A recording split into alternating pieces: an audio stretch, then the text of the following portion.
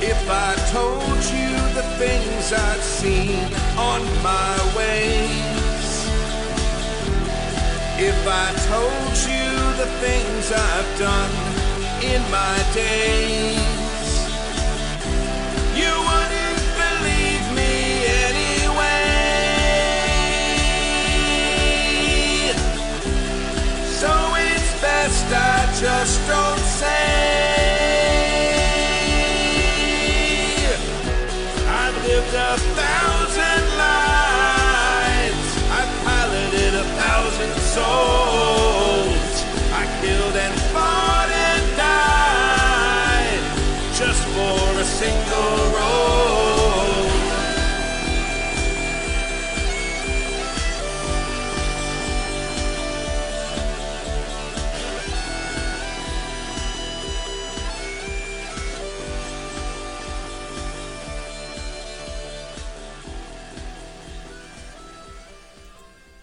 Hello. Hi, everyone. Hello. Welcome to Small Game Hunter. I am Tomer, or Tomes. I'm Jim. And I'm Kimmy. And we're going to be looking at a new game today. Welcome back. Companion's Tale. It is a game written by Laura Simpson. She is one half of Sweet Potato Press, along with Dev, who also designed some games. And right now, this is a game that it was a Kickstarter last year. I just got it in the mail recently, it turns out it's available on Indie Press Revolution. On IPR. So Kimmy found that out just recently. Yesterday. Actually, I think it just came out yesterday. Yeah. So it's now available to the general public. So yeah. You won't be able to. In fact, if you go to the Sweet Potato Press website, you may or may not see a link there yet, but if you go to the IPR site, you'll search for Companion's Tale, and that's a plural possessive. So for those of you wanting to spell it correctly, it's on there. It's good we have a teacher here. Right? Yeah. Where do we put that apostrophe? Yeah, exactly. But cool. So a couple of weeks ago, we actually did play a session of this game. Gina was with us for the game. She unfortunately can't be here for the review, but I'm hoping you're feeling better, Gina, and I'm hoping you're watching. Yeah. But in any case, we can just go ahead and start off with a general summary of the game is what we're going to do. Before we actually get started on the summary of the game, we're going to give you a sort of like a little note about what our favorite thing about this game was. Some hot takes. So you, as we're talking about it, you can fill in the blanks from our favorites and see why we liked it so much. Anybody want to go first on what they liked the most about this game? Sure, I'll do a thing. Okay. One of the things that I liked, I think, the most is that, like as the title implies, this is Companion's Tale, so it's a tale of not about the hero directly, although it's about the hero, a hero, but really about the people who are attached in some way to the hero. So nobody plays the hero, whoever they are, but all of us play someone who's tangentially related. And so it does this thing which, if you've heard of For the Queen, at some point that'll be out as well. They both do this thing where there's this middle character that nobody plays, and everybody's kind of responsible for slowly creating them. And there's like a weird little fantastic thing that happens with that. Yeah. And the really cool thing about that is the fact that even though this isn't like a traditional role-playing game where you actually get to play a character, the whole game is you creating a character. And not only that, but a whole world. And that brings me to my favorite thing about the game, which is the map building aspect of it. We can show you part, at least, of the map that we did for our game. Yeah. And we'll talk more about how that works a little bit later in the show, but it's just fantastic. Yeah. Everybody piles on. Of course, there's as you'll see when we describe the game, there's somebody that's usually typically in charge of drawing on the map at any given phase. Yeah. But everybody gets to participate. And then at the end of the game, and what I really enjoy about it is that, I've come back a couple of weeks later, and now I'm looking at this map, and it's just bringing back like a whole well of memories of things that happened during the game and the cool stuff. So the fact that you're left with sort of a relic of your game at the end of it is kind of neat. you know, and you can always just pull those out at any given time, which is fantastic. Yeah. And the fact that you build a world with this is a really interesting tool. Yeah. One of my favorite things, like both those things are also things I loved, but is the artwork for the game itself. Oh, yeah. Like, you flip through, and one of the things we'll talk about later, like, you pull cards, these, like, portraits, and that kind of informs, like, the characters you create. And, oh, my gosh, they are just stunning artwork. And they have such, like, interesting personalities in the art. Like, you can't look at one and be like, oh, that's boring. I don't know who that is. Like, so much variety. Not one thing is really even at all like another. There's all kinds of really neat things. Yeah. And also, you know, male characters, female characters, all variants, all the rainbow of colors that you see. It's just very, tons very of diversity. and just beautiful and well done. And it's also great when you're sort of like have all of these narrative parts of the character and it's all coming together, and then you pull this card.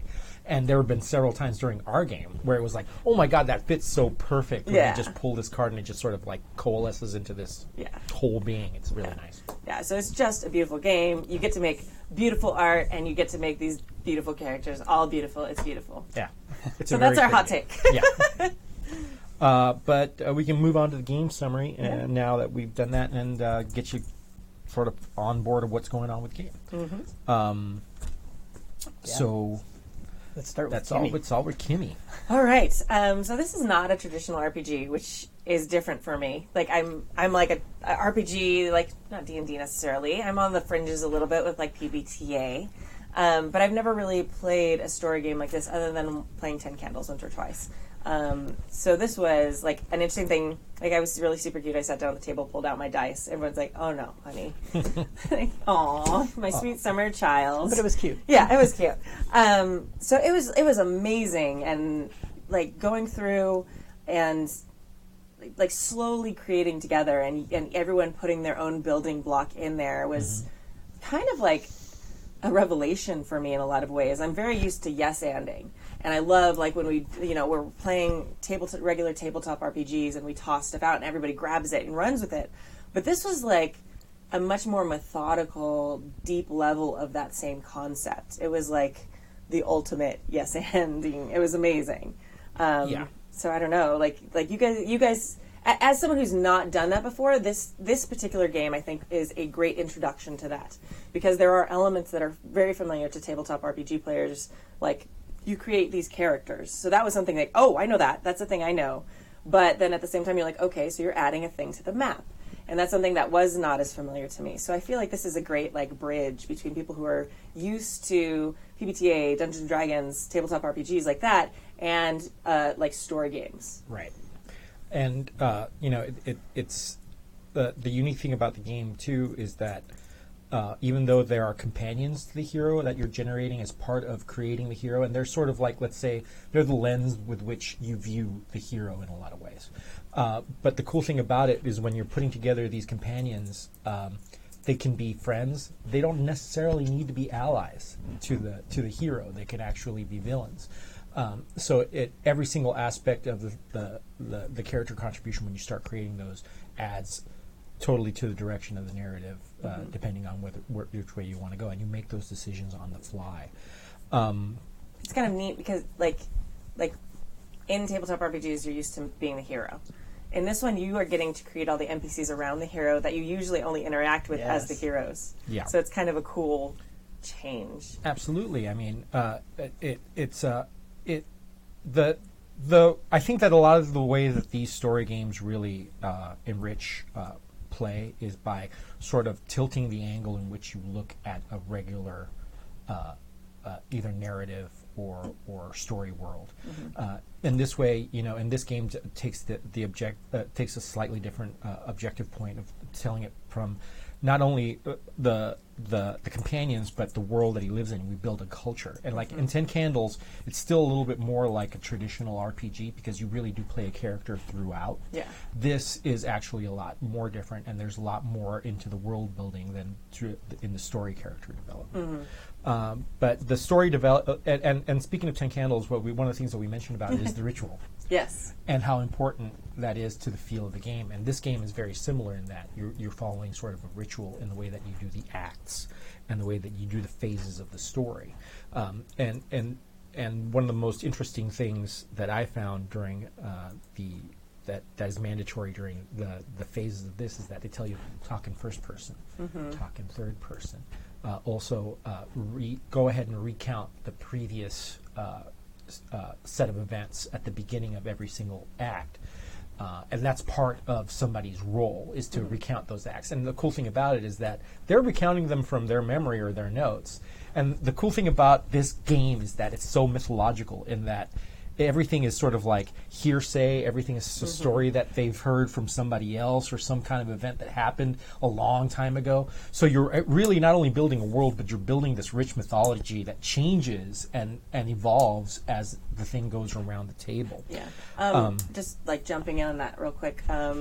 Being a teacher, like there's some great, really well-planned elements of this. Like you were saying, the routine of every round being the same is going to make people who haven't played RPGs or story games very comfortable, because they have that predictive ability. Okay, I've done this once, I can do this again.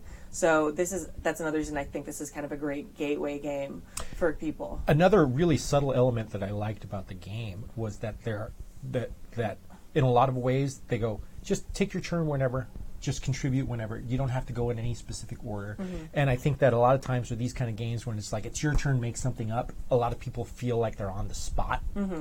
And this game allows for somebody that may have kind of an idea for what to do to go ahead while somebody else still sort of thinks about it. Yeah, and it's an interesting combination of those, because there is, like Kimi was saying, there is this really pretty defined structure around that order of play. Yeah. But some of those phases, like, there's the Biographer phase or whatever, during that phase, everybody is able to add a thing. And like you were saying, Jim, like, that can be done in any order. And I think that's pretty fantastic. There are a lot of these games where there's that level of structure, don't necessarily have that flexibility there. Right. And it's almost like there's been this cognizant, decision made, based on that kind of experience, because I've had that experience as well in a lot of these games where when there is that order, sometimes it's like, I think that it's the biggest barrier to entry to a lot of story games. Right.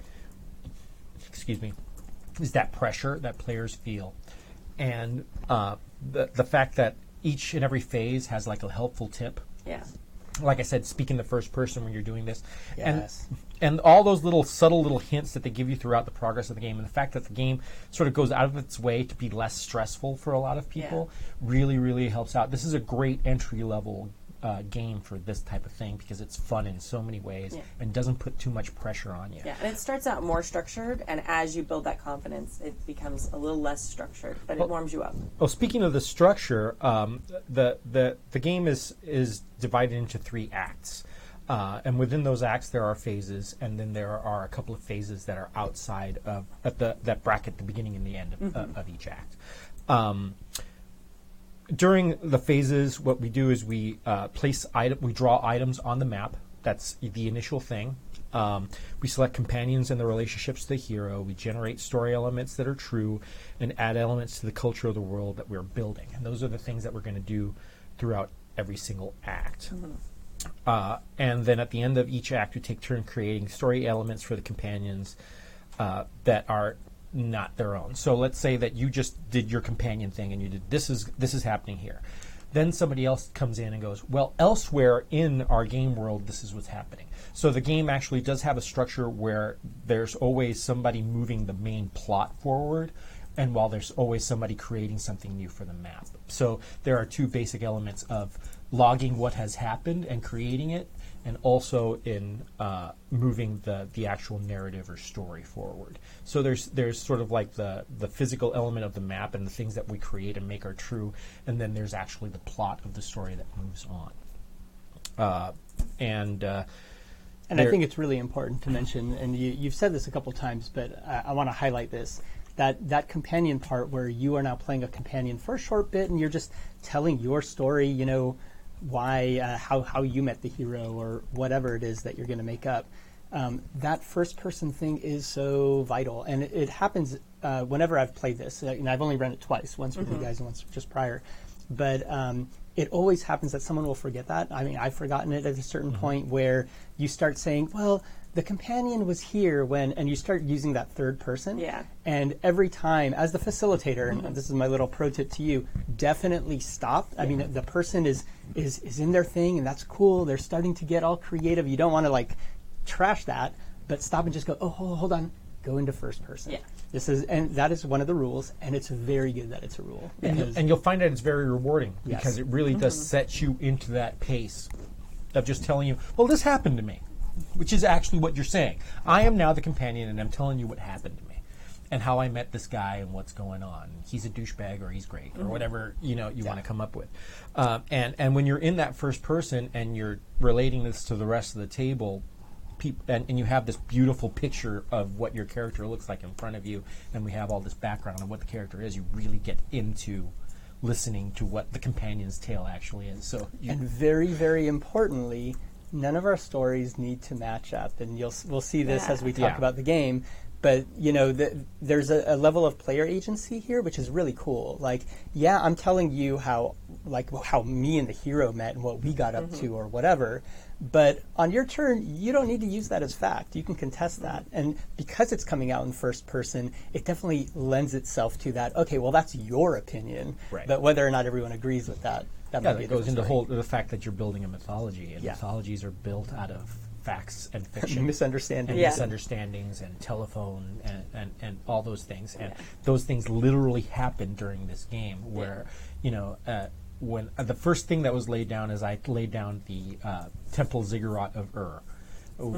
So, and one of the other things that they tell you to do is name things as grandiose as you can, make it eye-catching, make it memorable.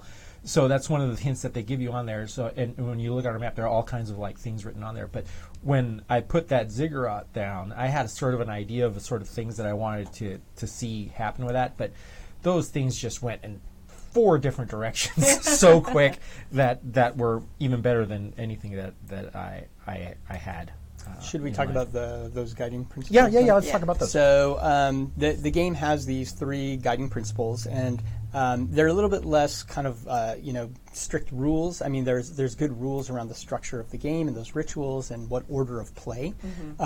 But the principles are a little bit more about what you want to keep in mind as you're doing these things.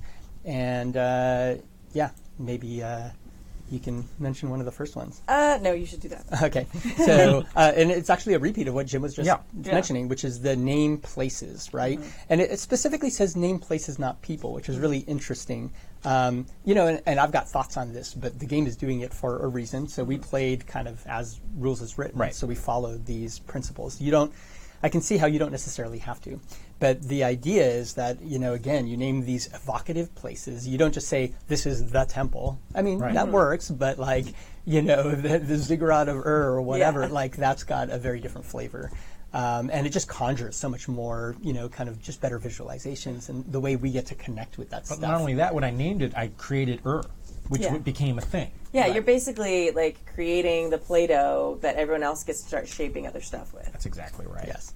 But interestingly, they don't have you do that with people. So you don't name yourself as a character. Like you may have a role, which is, the nemesis or the childhood friend. The childhood friend. So you only refer to those people with those titles for the rest of the game, right? So just like the hero too. You never name the hero. That's right. We didn't even ever assign a gender to our hero for the entire game. Yeah. Right. So it's really kind of fascinating, and I don't know if I've seen that in these principles as it were here in other games. Yeah. So that was kind of neat. That's very cool. Yeah. And the next guiding principle is that the truth is relative, is like Tomes has been said before, is that just because somebody's told a story and said that this happened, it doesn't necessarily make it true. Right.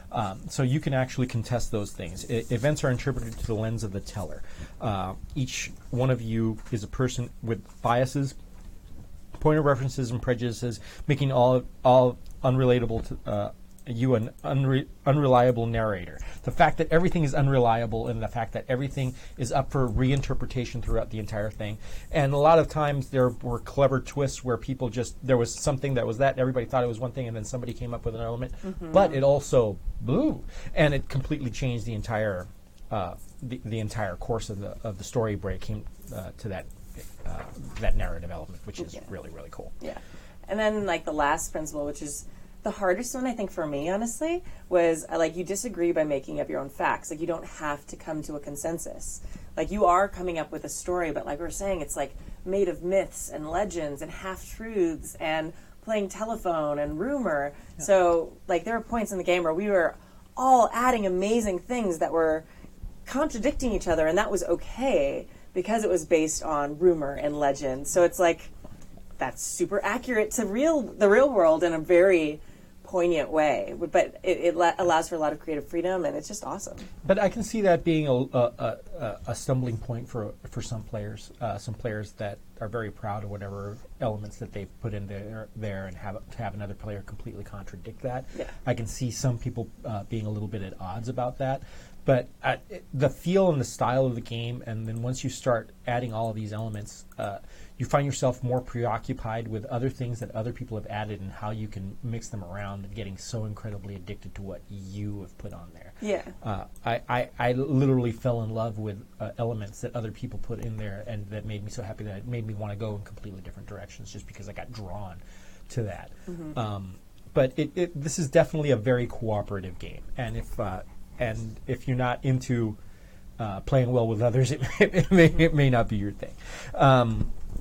But nonetheless, the fact that you don't go, hey, that's wrong, you just go, no, this happened. And it just changes the whole course of things. Yeah. Because the other thing still may be true, who knows? Yeah. It doesn't really completely destroy what you were doing. It's just saying, hey, maybe this is another option. Yeah. And not even that. It's like these two things can be true at the same time. Yeah. Absolutely. Or two different people believe two different things at the same time. So coming up with something totally different, like, isn't negating what somebody else has done. It's just parallel to it. Parallel to it and adding to it. Yeah. Yeah. And the thing is, there have been times also where there were divergent things that we just synergized at the end and made it make sense, even though they were bifurcated. I will say that regarding that specifically, like having played lots and lots of story games, you can, if you were coming into this new, I think that this would be a little bit different. And you would deal with it. I think it's a good lesson. It's a good practice to see, how can we work off of each other, even if we don't 100% agree on that stuff. If you want to take it to that pro mode, though, and I don't mean pro like you have to be, like, I don't know, well-versed in this kind of crap, but like when you're playing, the fact that somebody's given you some like other alternative, set of facts, like playing off of that in really weird and interesting ways can be really fun and fantastic. Yeah. And that's something that, and I bring this up because I think this game, like if you just play it just basic as rules as written, you'll come out with a fantastic, kind of interesting quest adventure map, story. But you could also like play this again and again. I think there's a way to play this multiple times where, I mean, you're obviously going to get a completely different, thing with every different time. people, even the same people, just different times. But I think there's almost like there's interesting things to learn about how you play yourself. So playing a second or third or fourth time, you can start to get comfortable with the basic rules as written and then start to play that next level of meta, right? Where it's like, okay, I see what Kimmy did there with her character or whatever. I'm going to come in and kind of play this other angle and kind of change the story a little bit and kind of borrow from her, but make it look like, and you can do all that kind of fun stuff. Yeah, when we got into the second act, I actually kind of changed my point of view where I actually started looking at the fact, we haven't talked about that in like 2 rounds. Let's talk about that. Yeah. And I sort of became this bloodhound trying to find little things that were dropped on the map that were sort of forgotten and try to reinvigorate them. And that was just fun in and of itself. That was just a great exercise in just sort of like filling out a narrative. And it was super fun. And there are a lot of different approaches for you to go at how you're going to do things out, and it never really ends up being just you. The cool thing about it, you can go in here 100% committed that you're just going to tell your story and put all your stuff in there, and it'll never work out for you. And no, but it won't work out for you because you're going to end up being inspired by somebody else, something somebody else put in there. It's just going to happen. Don't come into it doing that though. It's so much better if you come to the table, like ready to like play with each other's Play-Doh, share, mush the colors together. It'll be fantastic. Yeah. It's like playing cops and robbers when you're a little kid. Is the best. But you know, there are a lot of elements to the game and a lot of things that make the game come together. But one of the things that I wanted to start to talk about a little bit before we talk about the individual things that come in the box or in the PDF and how to play the game. But What's in the box?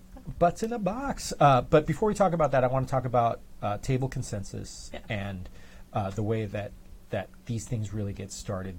There are a lot of classic fantasy tropes that are listed in the main book, and there are great ways that the game actually gets you kickstarted into going into the game. But the great thing about these kind of story games is that they can take place anywhere, and they can be just about anything. This could have very well this ended up being sort of like a sword and sorcery kind of weird thing. With all kinds of strange omens and eclipses and stuff. But it very well could have been in a space station. Yeah. It very well could have been anything that we wanted it to be. But one of the things that I think is very helpful when you're starting off on this game, or when you start off, is to have a conversation with everybody on the table and find out where do we want to tell the story, what kind of feel do we want to have, and just sort of build a table consensus before you go there. A lot of times they'll do it on its own, but just having a brief discussion about not only about what you want to do, where you want to make your story, but also, you know, X card factors, what you're uncomfortable with, what you don't want to see in the story elements, those kind of things, and having that consensus not only about the direction of the story, but the play style and what kind of themes we're going to have in the story really is helpful starting off. It's necessary. It's necessary. And it's necessary for all games. Yeah. And you did a fantastic job of that. To be fair, the game itself does mention X card in there. I would probably recommend at a minimum to have like an X card and maybe do lines and veils. You'd be good. Yeah. So yeah, absolutely. If they want to find out more about lines and veils, where can they do that, Toms? I think Google is the best place. Yes. Lines and veils is probably the trickiest one to find. I mean, but you'll find it very easily. Yeah. But some of the other ones like S card script change tool, that one is fantastic. That's by Bree Sheldon. They put that together, and that actually kind of combines a lot of these in one. Yeah. But yeah, look up safety tools, RPGs on Google. You will find a bunch. Yeah. I've got a cheat sheet out there. Yeah. Especially if you're playing with people that you may not know super well, like at a convention or something. It's always just good, because the last thing you want to do is people having bad feelings about a game because it's something silly that can have just been avoided without a problem. And I'm always surprised, like, this is something that I'm actually, even though I've been gaming for a really long time, like, this is something that's newer to my vocabulary. And I still run into people all the time, especially people who are more used to D&D and stuff, who don't know these terms and who don't know about this stuff. So definitely, if you don't know what we're talking about, check out, they're basically safety tools at the table. So if somebody's feeling uncomfortable, they can signal that without having to tell personal tales about why it's uncomfortable for them, feeling uncomfortable, more uncomfortable. So it's a really great way to make sure everyone just feels safe and has the ability to stop things if they are uncomfortable. Yeah, and again, this is one of those great games that's come out recently where they do actually discuss that within the rules and themselves. incorporate So, that. Yes. And I think that's a trend that's probably going to grow, and I look forward to that. Absolutely. Well, it already is. It's like 100%. Unwrapping video. Unwrapping video. But outside of that, so the game comes with... do we get to use can- like yeah, go All right. for it. So for those of us watching at home, or Well, watching we'll the stream describe- later, yeah. We'll do a description, but for those of you watching at home, we will go ahead. we'll open boxes. Yeah. So, and it's beautiful. There's very much like the map element on the box with like the cool calligraphy and like the compass and all that stuff. So. Yeah, it's done in a sort of I'm going to say kind of like It's a party game box. it's a party game box, but the look of it is very swashbucklery. Yeah, it's that's good. you know, because of the Seventh Sea-ish. the Seventh Sea-ish and all the Yeah, maps that come on see there, that. that kind of Yeah. feel. But we come with 20 beautiful face cards, which are perhaps the most stunning of the group. Yeah. And those are in this beautiful tarot-sized They are. cards. That was one thing I really liked about them. There are multiple sets of cards you use in the game, and they made them different sizes, so it's really easy to pull them apart and know which ones are the face cards because they're tarot size versus the other cards which are smaller size. Yeah. And they literally, like, the artwork is just absolutely fantastic. And I highly encourage anybody to go onto their Kickstarter page because they actually have a good set of them out for you to view. They're just really pretty. And these are the cards that we use to put a face on the name of whatever companion that we have. And the artwork on the cards is by Daphne Hutchison. Yeah. So Daphne knocked it out of the park. Yeah, You're awesome. so good. And I just want to steal all the pictures. And I'm pretty sure Abrio was used as the inspiration for one of my favorite ones. Yeah. So. They're really fantastic. Yeah. It also comes with 12 companion cards, and these aren't really picture cards. What they are is they indicate the role of the companion, and there are a lot of different examples, like the lover, the outsider, the mesmerist, the ally. There's like just about. It's basically a sort of a relationship card more than a companion card. 32 theme cards, and these theme cards have a whole bunch of little one-word themes. Yeah. And they're sort of narrative guides for you to whenever you pick up a companion. You'll also pick up 2 of these theme cards and choose one that goes along with the one that you want to use.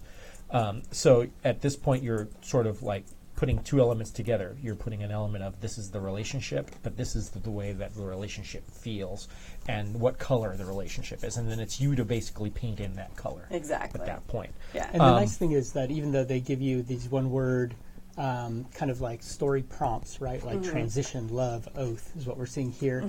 They give you a little bit of flavor text on the card, and there's actually a choice between one or the other. So sometimes, like, even though the word might be debt, the question is, do you owe a debt? Does somebody owe a debt to you? Like, it gives you like kind of this flexibility to interpret that how you want. It's a very small prompt. Like, let's take, for example, love, which is always a good one. Once the rules of marriage had changed is once the rules of marriage had changed, or once a forbidden love was revealed. Yeah. So, Pick. You can pick one or the other. You can make up your own. It's just the game is really, really good at giving you plenty of seed material for you to work off of, so you don't feel like you're on the spot making something out of a void throughout the entire game. Which, again, really is like a great, in teaching we call it scaffolding, like all these things to help you succeed, to come up with this character. You've got this, like the role they play in the hero's life. You don't have to make that up. It's right there with the thing. And then there's that theme word, okay, this is something to do with my personality or something about, and then you've got this amazing card with a picture on it that's very evocative. So I honestly believe like even kids who haven't played stuff like this, can have those 3 elements and come up with a cool companion. Yeah, who they are, what they do, and how they do it is basically what you get, and that's so much easier to work with than just being in. Well, this is the companion. What's he about? Yeah. What's your deal? And as you do that, like this is part of the story. This is about half of the game. Right. Is coming up. You get a chance to make like 2 or 3 of these companions, and in between that, you're adding to this map. So like while you're weaving into the map, you get to weave in your companions, and you add something to the map as you come up with your companion to represent them. So it's a really neat layering in of all these different things.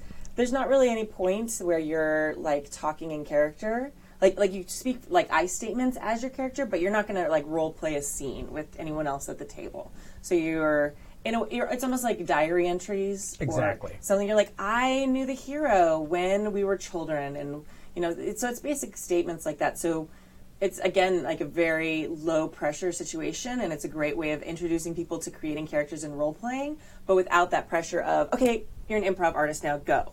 Yeah. So it's really cool. Yeah, although there are huge improv elements in the game that, like you said, it's structured in a way that it makes you feel more comfortable in doing those things. Improv is in coming up with ideas, not improvising like scenes. Right. So it's like I come up with the idea of a temple, not I am the temple leader and I will give a speech now. And it's like no. And my evil plot contains. But yeah. To that end, though, I do want to say expectation-wise, it is important to know that you will not be doing a lot of role-playing in this game. Yes. And if you have players who do want to do role-playing, and a lot of story games are very, very heavy that way, this is not that game. So just making sure to set that expectation. Yeah, absolutely. Yeah. And then there are 6 role cards, which basically you put in front of you while you're playing to indicate what role you're playing at that particular time. Since each act is divided into 4 roles with the 2 bracketing roles on top of that, everybody takes turns with these. So it's important to be able basically your job in that go round. And then when you have that, and the card itself tells you what your job is, gives you examples of how to do it. And gives you a lot of prompts on what to get done. By the middle of the second act, I was like ready to go. I knew exactly what was going on, but I had all the information I had in front of me. I needed in front of me, there. Exactly, and it's really great because, like everything about this game is like teaching. I love it. Like when kids do a group project together, you have the one who's the note taker. You have the one who is responsible for looking up the information, et cetera, et cetera. So that's very how this works. There's like the cartographer. That means that this go around, it's your job to add things to the map as people narrate it. So, and then there's the lore keeper. You get to come up with cool, like extra elements that aren't necessarily directly related to anybody's characters, but like there was once a myth, or so it's really neat. So you each have a very specific thing you do. The card is very clear, like almost to a point of having like sentence starters and things like that for you. There is not a wasted word on those. They're very well done. Yeah, and very importantly, these are your cheat sheet. Yes. I very often, like with some of the story games, if they don't have that laid out for you, running it by the book can be really painful. Yeah. This book, to be honest though, is fantastic. Yeah. Like I actually thought after my first go through that I would have to run it from the book, and I was like, okay, well, this wasn't bad. Like the book is really laid out very simply. But then when we were playing that kind of second game, like I hadn't looked at these cards that closely, and they are fantastic. Yeah. Like they just lay it out. Like you could have this deck of cards, and if you've played once or twice, you don't really need What you need the book for is to basically clam on what the order of the sequence of events are. The rest, it's pretty self-explanatory during play. Yeah, so it's great, and those rotate, so everybody gets a chance to be each different job during one act or one section of the game. So it's fantastic and very well organized, which really makes me happy. And the listing of products actually said that there are 10 cards for custom scenarios for advanced use. I didn't see those when we played, so I'm not sure what those are about. That's a good I don't question. know. But it's listed on the box, but I'm not really sure if those actually exist or what. But I can see that it'd be very useful to basically have a bunch of cards that says, well, this is your starting off point and go, which would be cool to see. But also what you would need that does not come in the box is a dry erase board or a large piece of paper like we have. We have a 11 by 17 piece of construction paper and some markers or some colored pencils. Trust me, you want color. If you want everybody just going on there in pencil, things are going to look like black mush. It's not going to be. But when you have colors and things that draw your eye, you really want that kind of stuff. And that's pretty much all you need. You don't need dice. You don't need anything. All you need is a surface to draw on and things to draw with. I think it is also important to mention that like it's ideal for 3 to 4 players. It also says that on the box. Ages 10 plus, because some of the reading involved is a little bit higher level. So if you want to help someone, I think younger kids could enjoy this, but they're going to need a little bit of hand holding. And the box says 2.5 hours. Yeah, we played for like 4.5 hours. Yeah. So I think that's because we are very vocal and we monologue a bit, and we like really started adding crazy level of detail by the end. Yeah. So I would say it's like 2.5 to 4.5 hours, depending on how into it and how descriptive your group gets. I'm going to say 2 to 5 hours, depending on your style of play. Yeah. Because I really can see barreling through this in a couple hours. Something just went. If this is something that you want to run at a convention as a one-shot, like a 4-hour session would be perfect. Yeah. If you are planning to run it in a 2-hour session, because there are some slots that kind of play along those lines, it would be very tight. You would be definitely tweaking the game slightly to maybe remove the second act or something like that, or so you wouldn't be able to probably get through a proper game in 2 hours. Maybe, I don't know. I think if people like are really like, I do this, and they're not. I mean, I think it's also possible, like as the GM who's been in those awkward situations where it's like, oh, and we're done with an hour, 3 hours left. Great. Like know that the players are going to be the biggest variable, and how much they want to talk. And the more that they invest into it, the longer it's going to take, and more likely more fun that they're going to have. I could see just going through the numbers and doing it very clinically and going, this is the thing, this is the thing, this is the thing, and then moving over in 2 hours. But I can't see that being as entertaining. No. But we were talking about setting up the idea for what our story wanted to be, or what we want our story to be, and the game does give you something to do that called Prologue Questions. You want to talk about that? Yeah, sure. So the Prologue Questions are kind of that initial world building thing, right? And we were talking about setting, having that little bit of a tone conversation ahead of time, or, do we want to play in a space setting or a traditional fantasy setting or whatever. In a sense, this kind of does a little bit of that work for us as well. So even if you hadn't had that kind of conversation ahead of time, by the time you're done with these questions, you probably have a little bit of a sense of kind of what our world looks like, and maybe we're starting to be on the same page. But as an example, and what's great about this is it gives you this list of questions, and you each get to answer one of these, right? And in some cases, you have a little bit of a choice, like this question or that question. As an example, one of the basic ones is, name one group that is traditionally wealthy in our society. Name another who has supplanted them recently. So you're creating not just some world-building stuff, but also like what's that tension and the change which has happened recently, which may throw things in flux, right? Or another one is, what is the price of magic and who usually wields it, right? And here again, you can go with something fairly traditionally minded, or something you're used to from whatever, books and other media touchstones you're familiar with. But you could also bring something up completely different, right? Like, does magic, involve you, making promises, or shedding blood, or, killing something? In our game, right? it was sacrifice. Right. Something of value needed to be sacrificed before magic. That's right. And it was a real driving element in the game. And independent to each person. Like, it wasn't like you sacrifice, like, you're, an animal. It's like, oh, I love tabletop RPGs. I'm going to sacrifice my tabletop RPGs to get magic. Right. I might do that. But. Yeah. So, Sorry. no, that's too big of a sacrifice. So those are the initial questions that they give you, and it's a fairly short list. But if you do look through the book, there are a couple variants that they have later in the book. If you've played kind of the initial, kind of like vanilla version, and they have different sets of questions for those kind of variants. So honestly, like, you could actually probably make up all sorts of different world-building questions here. So if you've gone through this a number of times and you're like, okay, I've done those, I mean, you can make up your own. 100%. But these are pretty fantastic. Yeah. So. Yeah, they're really great, and there are so many other world-building games that have these kind of elements. And, starting off with these and using them as a springboard, but I can see myself writing all kinds of different questions just to either guide a certain style of story or inform things in a different way. Yeah. And it's an extremely useful thing. Fantastic. Very inspiring. And there. Okay, so now we each act starts with a certain thing. You want to tell us about the historian? Sure. So each act has a historian phase, which basically kicks off that act, and it's done by you draw a theme card, and it kind of like sets the tone for that particular act. And then each player takes a turn, and this is the part that we talked about earlier that isn't in a set order. You get to kind of, as you get ideas, you can jump in there, to describe a historical event in the world that is somehow related to that theme card. And it can be like an opposite of the theme card. It can be like literally anything. Like, there's not a right answer here. It's like whatever. So that part's really awesome. As you go through that, you get to add that to the map. And that's an important thing to note, too, is that every time you do something, you add something.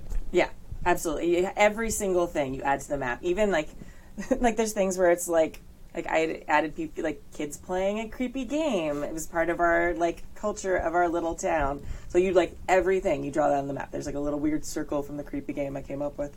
And then once every player's done that, you can move on to the story rounds, and that's when you start drawing the cards and stuff. But that phase is really important because it starts adding that weight of history to the place. Those were some of my favorite rounds. I found it really amusing that they used history as one of the main elements to move the plot forward. Yeah.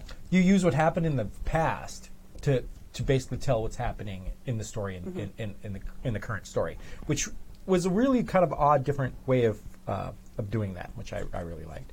And importantly, this is one of those phases where, you go in any order, right? So that pressure is mitigated. Yeah, and I mean, and there were a couple times where even at our table, like, we've all paused for a second. Yeah. And I think that's a great thing, like, maybe to set up at the beginning, like, when we were talking about setting the expectations, like, setting the, hey, think time is okay. Like, you don't, like, if we all can just sit in silence for a minute, like, crunching on our hummus chips, like, looking and thinking. And that's a huge part of, like, relieving that pressure from people. And even, like, if you have a high-stress group, it might even be good to be like, okay, we're all going to take 2 minutes to think of our thing. I'm such a fucking teacher, sorry. And, like, that way, like, nobody has the pressure of having to, be the one to break the silence. Like, okay, at 2 minutes, then we'll talk about it or whatever. Well, I can't really stress, having, I know Tomes is probably a little bit more experienced than I, but doing a lot of work introducing people to these kind of games, I will tell you that the biggest bar of entry is just the pressure. Yeah. Being It's nervous. just feeling on the spotlight, feeling nervous, feeling like everybody. Yeah, fear of failure or not being as creative as the person next to you. Yeah. There's a really good article out there, and I think Jason Morningstar wrote it. The same guy who did Fiasco and Night Witches and some other games. But they give a couple of, I think there's like 4 main points to remember as you're playing these kind of games, and they're very simple. It's like, be kind, be obvious, right? Don't feel like you have to come up with some, like, the most amazing idea. You don't. You really just need to come up with something. And sometimes I've been playing these games so often where I'll throw something out and I'll be like, oh, well, this is just like a throwaway idea. I don't know what else to do. I'll just throw this thing. It's obvious, right? It's just an obvious thing. But later on, you'll find that people take those ideas and bounce off of them in really weird and interesting ways you haven't anticipated. At the end of the game, they'll sometimes turn to you and be like, oh, I loved it when you did blank, blank, blank, because then I got to do blank, blank, blank. And in my mind, I was like, that was just... I didn't think it was a great idea. I just wanted to throw something out there and keep moving, But even something basic and foundational can become the foundation for somebody else's incredible, unique idea. Don't be afraid to brush in broad strokes. Yes. Because the broader the stroke, the more somebody else can use that and reinterpret it into something new. Yeah. So, like you said, be obvious. Don't think that everything you come up with has to be this earth-shatteringly unique, special idea. It's cool.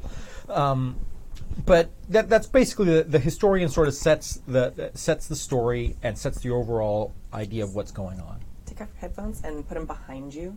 Put the wire behind you because it's tapping your mic. It's tapping. There you go. But after the historian phase, we go into the story rounds, and each player takes a turn as a role in the story rounds. Tomes, why don't you tell us about what those story rounds are? Sure, and story rounds, this is kind of like the meat of the game, right? So like all the stuff that we've done up till now, prologue, historian phase, and we'll return to the historian phase again and again. But like those are like setup, right? And you'll see that setup. Story round is now where we're going to spend the majority of our time. And here you distribute a couple of roles, and we'll talk about those in a minute, but they are the cartographer role, the companion role, the witness role, and the lore keeper. And again, these are found on those beautiful cheat sheet cards. So you'll pass these out, one to each player. And during the story round, someone will be initially the cartographer, and it's very much like a clock. You go clockwise around the table to do these one after another. So here it's not any order you want. Here there's a very specific order that occurs. One of us will play the companion, and once we're all done doing this thing, we actually shift those roles, and now we get to do the next role, right?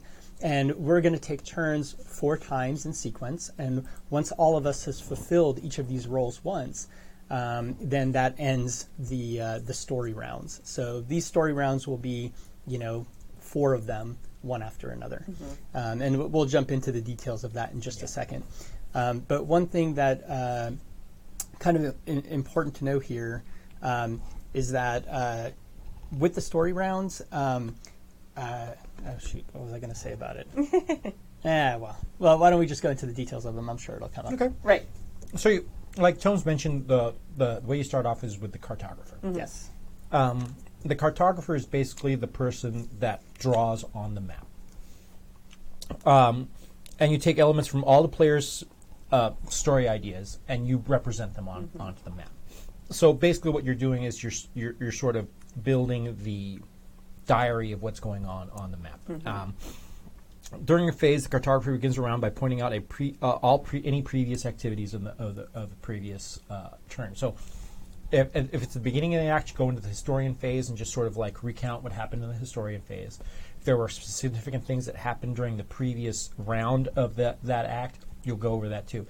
It was really important to me. I think that outside of the cartographer's role of putting stuff on the map, that was probably the most important part of it. Because as we started getting more and more stuff on this map and more stuff happening, I started losing track of what happened when and what was going on. Yeah. And that every single act refresher about what happened previously really helped me with my note-taking and keeping track of what was going on. So super important part of the job. One cool thing about that too, though, that we talked about right after, is like it's like you mentioned earlier, telephone. Yeah. So like you might recount things as you remember them, which is a slightly different than how we actually like explain them, but that's part of the magic of it. It's like you start at the beginning of the circle and you start whispering, and by the time it gets to the end, it's a totally different but also cool, beautiful thing. It creates a living, breathing story. Yeah. And that's a very useful thing to remember. I think there's a temptation when you're in these games to go like, oh, wait, no, that's not what happened.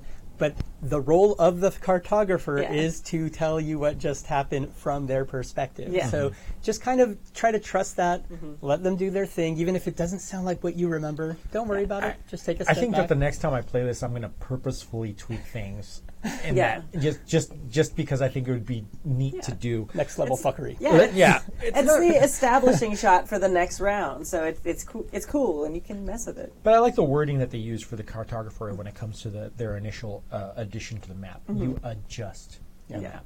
You make adjustments, is what and that's plainly what they give you. That's sort of the breadth and width of the instructions. Make adjustments, and I found the creativity of just being able to add an element or alter any element on the map was really creatively challenging and fun. But the fact that you never ever erase, there's no eraser in this game, so you never really remove anything. You can alter it, you can shift it, you can tilt it, you can add to it, but you can never remove it. So once something's on the map, it's on there. Even if you destroy it and it becomes a crater, there's still a crater on your map. Exactly. So there's always a representation of everything that's gone on in the entire game, which I found really, really neat. One very important thing about that role is I don't know that I've seen too many games where they take that role that seriously. So one of the games that this is inspired by is The Quiet Year. In that, for example, you don't do a review of the rounds, and you do find that people kind of forget things, and stuff will get kind of like lost off the side of the map, and that's okay. That's the intention of that game and how it works. But in this game, that element of refreshing, I found it really kind of interesting and different, and I haven't seen that in a lot of others. And like I said earlier, one of the kicks I got of it was sort of finding elements of the map that were not used as much. And this was a great role for you to really affect that, because I would find, you know what, we really haven't done too much with that. So you'll add a new element of it, basically enticing people to go to that area. So, as part of the cartographer, I think that part of your role is also making sure that everybody explores every corner of that map at any given time. Absolutely. But then we get to the next phase, which is the really important phase. The companions, yes. So this is kind of what we talked about earlier when we were describing all the cards. The thing I like about this is in a lot of games you blindly draw cards and you just have to go with what you get. This game has a cool mechanic where you get some element of choice. So the first thing you get into telling the story of the hero as like the viewers of this hero, so the people around him, the NPCs, like I said earlier. So the first thing you do is you draw 2 theme cards, and then you get to pick between those 2, like which one speaks to you. So, which is nice because it's not like, oh God, I have no ideas for this now, I'm stuck with it. Like, there's 2 cards, you're probably going to have ideas about one of them, because usually they're really broad topics, like we were saying. It's like love, oath, corruption. So it's like anybody can come up with something that they've seen and they can pull from for that. Yeah. And then there's 4 different companions, like the titles, on the table, and you see them and you get to pick which one you like. So it could be childhood friend, like we were saying, firstborn, the child of the hero, lover, entwined, like all these different things. So then you have your, okay, I picked oath. So, the lover, okay, that goes with oath really easily. So you can also then pick your level of difficulty. It's like, oath and lover, that's like a super easy match that a new RPG player can be like, I can totally do that. if you want to get super complicated, oaths and like pulling someone else, like the enemy or something like that. And you can start doing more difficult connections if you want to as well. And then the one you do have to kind of like go with is you then pull from the deck of the portraits. And that one you don't get to choose from. And it's pretty amazing how you have a concept in your head and you're like, oath and lover, and then you pull a card and it's like totally different than what you were thinking, but you can still make it work. And I think there's a cool intention there, right? Yeah. As a designer, I think Laura was going for something. Like you may have an idea of what you think this character might look like, but reality may be very different. And so if you play rules as written, you get choices on the other ones. You don't get choice on the picture. It's just whatever comes out. Right, and it was fantastic. I love the inclusivity that's built in there. Yeah. Because it's like, I pick lover and oath, and then I pick a card, and it can be a male, it can be a female, it can be a couple of very androgynous cards that you can pretty much do whatever with. Older people, younger people. Yeah, so there's a lot of great elements in there that are non-judgmental, that like your story is inclusive of everything, which is fantastic to have in the mechanics specifically. Yet another element of this game that's just fantastic as an introductory element, and the fact that they give you enough room to really work without being too nervous, but they give you enough guidance to put you in a direction, but they never really tell you what to do. Yeah. And which is really, really neat design. Yeah. So anyway, once you have those three, you've picked your 3 dots you're going to connect to create this character, then like you were saying, Tums, you use your I statements to kind of explain, like, I met the hero when we were young and I knew instantly that I loved them, and like you just kind of talk through it. I'm emoting more than you need to. You don't have to. It can be like, I met the hero when we were in school and I loved them immediately. Like you just basically, it's like your diary entry. Yeah. It's not very long, and it just basically tells the other people at the table who this person is and why they know the hero. And then you add something to the map about that, which is super cool. But, and important with that, you can get into RP stuff here if you want to. Yes. So if you want, you can sit back and start doing I met them back at, and just go into character. I feel this attacked, is your chance. Holmes. I feel attacked. So, there's room here to have a little bit of fun. Yeah. But this is that moment, right? Yeah. Yeah, there's so much space in this game. Yeah. So, there's the companion, very important, and then next we've got the witness. And the witness is there to kind of move things forward in the story, in the world, right? So you're looking at the map, and you're making a kind of like you're going to a place where the companion is not, right? So if Kimmy's just been playing, the Firstborn or whatever and talking about a story on this part of the map over here in this corner, I'm going to look somewhere else. Yeah. And I'm going to make events start moving there. Because really what we're doing, we have a hero here. This story is about the world going, somewhere, right, to some bad end. And the hero needs to come and save it, right? Yeah. And maybe not everybody thinks the hero's doing the right thing, but they're going to make big changes. So you want this person, the witness, is there to kind of start driving, maybe some other things happening in other places. And the intention is to kind of start ramping up the tension and driving all sorts of, possibly things that the hero will have to deal with later or other companions will have to deal with. And forcing you to fill in the empty spaces on the map. Yes. Right. So that everything isn't in one section, because it is kind of easy to do that. Like the Ziggurat of was like a huge thing. Yeah. So that was sort of the center of our map. But because of this step and this role, like, we're going to add this over here so far away. So it slowly pushed out our map. And that intention is great. I mean, the companion just played in a place and everyone's excited about it. Yeah. But it's like, nope, gotta go somewhere else. Yeah. Do something else. Meanwhile, at stately Wayne Manor. Yeah. It is exactly that. Exactly. And once again, one of the other elements of the game where I found it very easy for me to sort of like prance around the world and change and sort of like draw people in different directions. Yeah. And the cool thing about the game too is that there are times where you are literally creating something that's true or creating a character, and there are a lot of times where you're really doing a lot of heavy lifting and pushing the plot over in one place or another. And one of the great things is that it distributes that load so easily and so well that everybody gets not only to contribute but never feels put upon that they're doing all of this work. Which is great. And finally, the last phase in the act is the phase for the Lore Keeper. This is my favorite. And Lore Keeper is freaking fantastic because you know what you get to do? You get to go, this Whatever. part of culture exists. Whatever you want. whatever, whether it's music, art, dance, slang, graffiti, whatever cultural, it can be architecture, whatever cultural effect that you can put on the map, you're allowed to put on there. So one of the great things that Tomes came up with our game was that there was like the secret underground, right? And all music was structured religiously, so they created sort of like the spoken word alternative music that became a cant or a secret code amongst all of the revolutionaries. So, you know, while they're waiting Las Montañas for la Revolución, they're singing their songs, talking to each other. But it was a fantastic plot element that was a cultural element and brought us closer to understanding the people of that world. And a lot of people, I think, might think that this is sort of like a throwaway part of the game, but the real depth, the shadow, the all the things that we got out of the game really came out of the Lore Keeper, in that we really began to understand that this isn't just a series of events happening in this place. No, this is a living, breathing world with all kinds of other things, and there are people living in it doing stuff. And so it's also one of my favorite phases. I agree with you totally. Creepy children's games for the win. Creepy children's games for the win. and yeah, it was one of those things that I went, ooh, that's so cool, and I kept trying to put it back into the plot. You managed to do it. It was amazing. Okay. So, go ahead. Did you have more?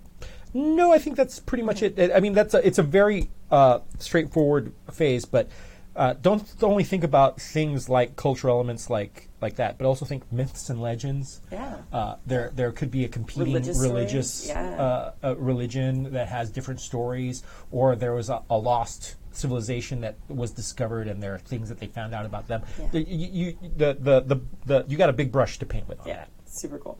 That we don't have to go through, I think, like everything in detail, but there's also one cool like phase where everybody, I think it's the biography phase. The biography phase. Everyone goes through, and you get to.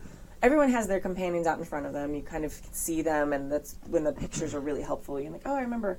You get to like make something up about someone else's character. Now, it doesn't have to be a true thing. It can be something that may just be a rumor. It may be something that you saw and like think was their fault. Or so putting in the context of the game, it's the interpretation of somebody else of that person. Right. Exactly. This is the throw shade phase. Yes. This is where you get to throw shade on other Kimmy companions, shines. right? This is my favorite part. She throws shade like nobody. So it's super fun.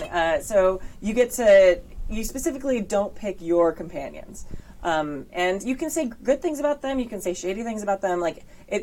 And we did both, actually. Yeah. There were times where, it's rumored that so and so is really the one who saved, the village instead of the hero. You can literally anything, and you never prove these things true or false necessarily, but they just add a little bit of depth and start making connections between the characters too sometimes, which is a really cool. Cool thing for connections that. and conflicts, which is great because one of the things that you also got to keep in mind is that the companions can be a source of conflict and not only a source of support for the hero. Absolutely. That's very cool. And so all those things we just described, those are kind of like the different elements of that story, the story phase. And when you go through those a couple of times, everybody's played all these roles, then we finish an act, and there's 3 of these acts through the game. So the first act is kind of like everybody creates a companion.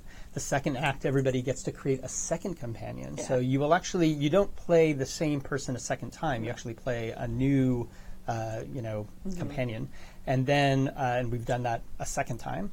And then the third act is a little bit different. That's where, all these extra theme cards, there's still a deck of theme cards you haven't gotten through. You kind of throw them away, and you throw all that to the side. You take all the theme cards that people have used or kind of discarded, and that becomes the new deck. So there's this kind of repetition of some of the existing themes to some extent. And that's kind of cool. I like that we're not just, okay, there's new ground. There's kind of like, no, let's re-explore some of these themes we've already seen, and they will come up again. So there's that. And on that third act, we will all play one of the companions that we've already played. So again, there's this repetition of let's see these characters we've started to become a little bit attached to. So we're not just building new stuff. There's also a little bit of guidance in the book, like, hey, in the second act, things should be going a little bit bad now. In the third act, it's like the world should be falling apart now. There's hints. And it's really up to you as the players to bring it. Like, the game's not going to make that happen mechanically. But, it's good that those reminders are there just to kind of get people, excited about, okay, yeah, you know what, this town here, it's time for it to burn to the ground, right? So it's time to push. There's a lot of jagged, cross out marks and stuff as things burn down in our town. I find the fact that you're sort of detached from an individual character in this game really does lend to your ability to want to burn the whole thing down. Fuck shit up. In a lot of these games, I find there's a lot of resistance from people wanting to go that direction because everybody wants a happy ending. Everybody wants to feel personally actualized through their character. And it makes it very difficult for a lot of people that aren't experienced with problems or drama, and drama is fun to really vest into the game. And the fact that this gives you that sort of veneer or separation from the character really helps with that, I think. That's a good point I hadn't thought of. It very much has the same tone as a lot of video games that I've played. A lot of resource management games, things that you have Black and White from way back in the day, where you're kind of the god person who's kind of controlling the minions, making sure they have enough food and stuff like that. That's actually, I hadn't made that connection. That's one of the reasons I must like this game so much. Yeah, the metagame part of the game. Playing God. Yeah. And finally, after you've gone through this last act and, big things happen, you have the epilogue. And this is where you get to, and it's not just the epilogue of one of your companions. You can do both. It's up to you, kind of, but you get this little outro, right? When is the last time they saw the hero and kind of where did they go, right? And I think games that do that, and I feel like most RPGs that I run or play now, if I'm at a con, and even if I'm doing a one-shot, I always end it with an epilogue now. I just find everybody feels much more satisfied. Okay, even if I didn't get to kill the big bad or whatever, the goal of the thing was, I get to have a little wrap-up for my story and kind of see where my character went. Get some closure. And closure, I didn't get to do that cool thing. I'll get to narrate something about that. And so here you get to narrate kind of this little closure part, this little end part of the story. Nice. Not only that, but you create a pastiche of what happened to the hero. Yes. Good word. Yes. I like that word. Yeah, that's a great word. Yeah. Pastiche. So now that's basically the way the game works. At the end, you'll end up telling a story, you'll end up doing your epilogue and tidying up all the rice bits, and you're left with this fantastic map as sort of a remembrance of what the game was. I had a fantastic time playing this game. The thing that I took away from this game was mostly how very subtle rules and how very subtle hints within a rule guide can really shape a lot of very strong game elements in a game. There's a lot of subtlety to this game. Yeah. And it mostly resides in the words that were chosen and the way that they were presented, and that they not only guide you but they color the entire game. And I'm really looking forward to playing this multiple times because I really don't think that one playthrough really gives you enough of an understanding of all those little subtleties and all those little changes that all the things will give you. Also, I want to buy this game just to have that deck of theme cards because I think that would be an incredibly useful tool for anybody playing or GMing. NPC generation. Yeah. On the NPC fly, generation, yeah. Absolutely. So, and not only that, but aspects for fate. Yeah. Just drawing a couple of those things and just putting something together, and because I love the idea of totally random elements putting together and being forced to tell a story with it. And it's one of the things that I really enjoy. And I think that this is a tool that would help me do that when I'm making NPCs or player characters for a con game or so on and so forth. But I played so many of these type of games that are basically world building games, and that I apply all those techniques and all those things when I build stuff. But man, I've said it before and I say it again, these story games really just give you a tool set to do other things. And speaking of it, you did a thing. I did a thing. You did a What thing. did you do? So I have not had a lot of experience with story making games. I mean, I play a lot of story making games, but not a game like this where there's set mechanics and how to go about, methodically build a world. I've sat down at the table and with me and my friends, we create the world that we're going to play in for, Wild Talents or Dungeons & Dragons or whatever. But I've never played a game like this where you go this in-depth to create a world with the methodical, well-planned, well-thought-out, meticulous design involved in like this. And it was kind of revolutionary for me. It was kind of amazing. It really inspired me And I went out and bought a bunch of them, and I was looking through them. And so this week, my Wild Talents game is starting. So I knew it was going to be set in the Old West, and I was kind of like in that GM point where you're like, okay, I guess I'm going to start making the world, and then they'll add some elements when we sit down. And like making the map for this game was just, I was just like that night, I was just like, this is what I'm going to do. Like, so I ended up taking some elements of this, some elements from The Quiet Year at Tom's suggestion. I bought that and was looking through that. And then also elements of PBTA character connections. Yeah. And kind of made this weird like, fruit salad mix of all these things. Like, so that, I guess it was more like soup because it sort of melded together. Not so much salad, more soup.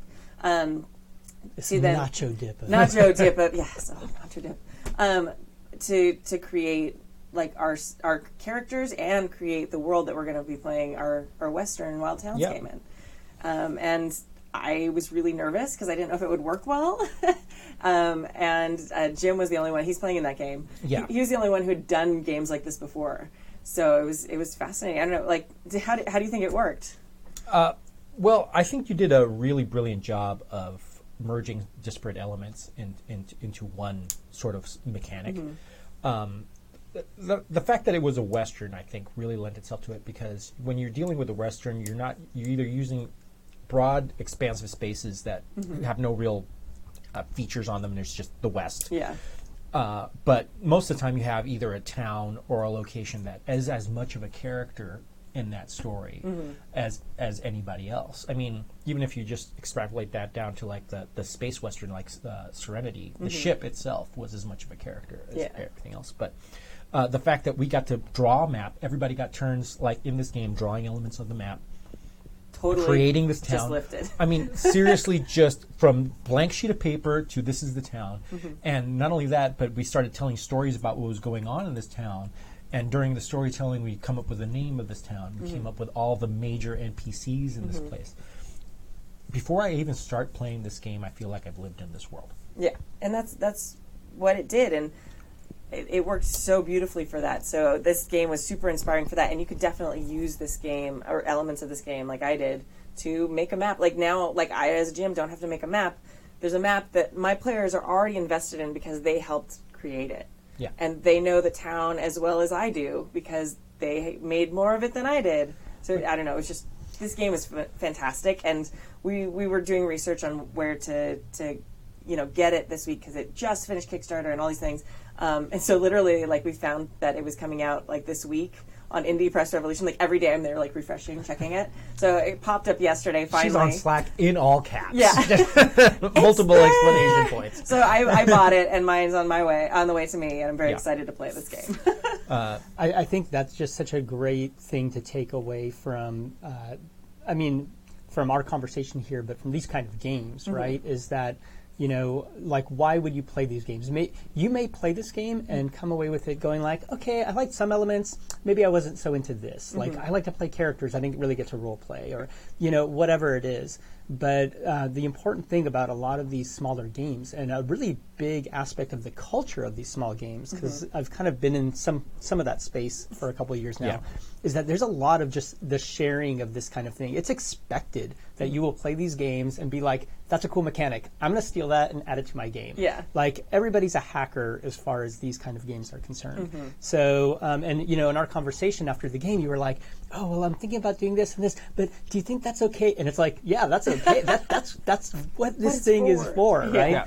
And so it's not necessarily that you need to take this and play it as written to be able to build your Wild West thing. That's not going to work. But you can take the elements that seem to work and throw it into the mix. And fantastic. I mean, I think that it's thematic to the show, and what we really want to demonstrate to people that are listening to the show is the fact that game diversity, diversity in general, exposing yourself to more things will make you better at whatever it is that you particularly like. Absolutely. You don't have to like everything, but go ahead and experience a lot of these games that perhaps may not have that initial draw that you thought of what you might like. But there are things that you will come out of these storytelling games because these games are just designed to promote creativity. Yeah. And in the bottom line, that's all role playing is. Absolutely. I will say one other thing that I'd recommend if you do end up playing this game. I mean, you can play it online using like online drawing tools and that kind of thing. But if you're going to be playing it at your table, face to face, you've got, I highly recommend doing it on paper with pencils or whatever. I have played these kind of games before on those kind of like fold-it whiteboard, dry erase kind of things. And that works too. But after playing many of these games, and not specifically Companion's Tale, but The Quiet Year many times, with like a single colored pencil or marker or whatever, I find that it's definitely not as flavorful as having a small collection of colors. And, I'm really lucky because I love going to thrift stores, and I found this little collection which, it's very like sepia tone colors, and that's what we used for our map.